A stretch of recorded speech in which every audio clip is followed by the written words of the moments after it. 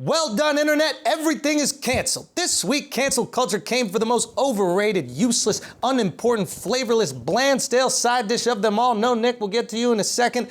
Beans. Well, at the Hispanic Prosperity Initiative, Goya CEO and Toy Story 2 villain praised President Trump, and the bean boycott began. Congresswoman and heavy honkered Hispanic AOC continued her unwavering support of minorities by canceling the minority business owner with the hashtag going away. Shockingly, it was conservatives that protected the Beaners, not by putting their kids in cages, or as they call it, Texas Hold'em, but by going on Twitter. Texas Senator and Down syndrome Wolverine Ted Cruz tweeted, "The left is trying to cancel Hispanic culture and silence free speech, hashtag buy Goya." Interesting point. Now, how'd you feel about Nike supporting Colin Kaepernick, you spit-lipped twink? Cruz said, "I will no longer purchase Nike products, hashtag walk away from Nike." Ted, the only thing you walked away from was your wife when she was getting mollywopped by Donald Trump. So, this is where we are, canceling food. Last week they canceled Uncle Ben's rice. No beans, no rice. Trump doesn't even need to build a wall. Once Mexicans find out, they're gonna go away on their own. And it's not just beans and rice. Cancelers came for the holy trinity of why Latin women fall off after kids. Butter. Yeah, they canceled the original Butterface, the hot-ass Native American Land O'Lakes chick. She was removed from the packaging of the box, and I'm pissed, because Pocahontas was a piece. I mean, look at her. She's already on her wounded knees. I'd let her give me scalp. Here's their new packaging.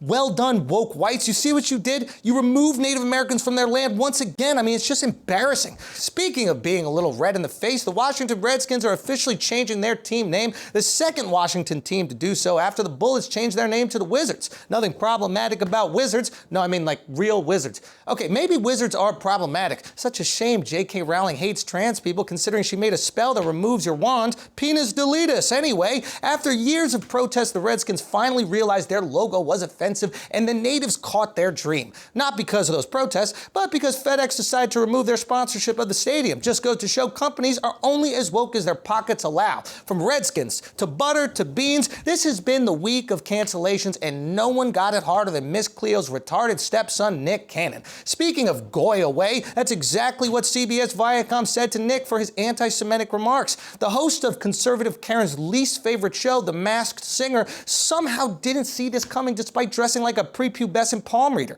The freshly showered mom said, "White people are savages and more like animals. Jewish people run the banks, and by 2050, all people in America will be people of color." Oy vey, where do I start? First of all, the point Mr. Mariah was too ignorant to communicate was that it's hypocritical for white supremacists to compare black people to animals and savages, while at the same time savagely conquering, colonizing, and enslaving them. And if he did say it like that, I don't think he'd get near the amount of pushback. Instead, he tried to justify racial supremacy with bullshit pseudoscience. Where have I heard this before? I don't know, Deshaun Jackson's favorite painter? Secondly, Jews don't own all the banks, only the ones where I put my money in. To suggest all Jews are complicit in an economic conspiracy to control the world is the exact type of language that was used by, I don't know, Deshaun Jackson's favorite author. You're quoting phase 1 of the Eradicate Jews handbook. That makes Jews more anxious than a buffet with no sneeze guard. And lastly, everyone in 2050 will be a person of color?